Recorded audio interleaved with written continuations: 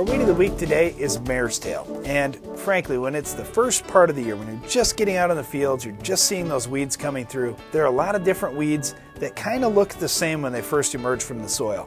That's one of the reasons that we wanted to talk about mare's tail today. Typically, it's one of those weeds that has some size to it already in the early spring, but if you've got some new ones that are shooting through, they're often confused with kochia. And look, mare's tail really doesn't look that much like kochia. If you can look at a couple of pictures of each of these two weeds, you're going to see some pretty significant differences. One of the things that really stands out with mare's tail is it's typically going to have one main stem that goes up, and that weed's just going to get tall, where kochia tends to get to be really bushy. Either way, with either of these weeds, they're very difficult to control if you don't use the right rates and the right products to get the job done. Well, with mare's tail too, there's a lot of documented resistant mare's tail out there. I don't really think it's resistant because several gallons of Roundup will still kill it. But the whole point is you're probably going to need to use something other than a quart or two of Roundup. My best suggestion in soybeans is to use Sencor or Domain, something that contains Sencor. You can use Valor, it's okay. I still prefer Domain or Sencor.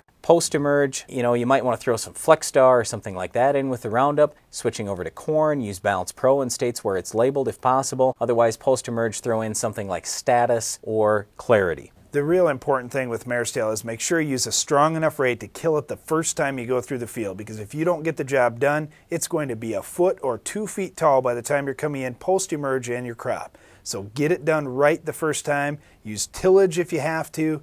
Use the right herbicides, but take care of your mare's tail before it takes care of you. Well, that's it for our Weed of the Week, but stay tuned. There's more Ag PhD to come right after this.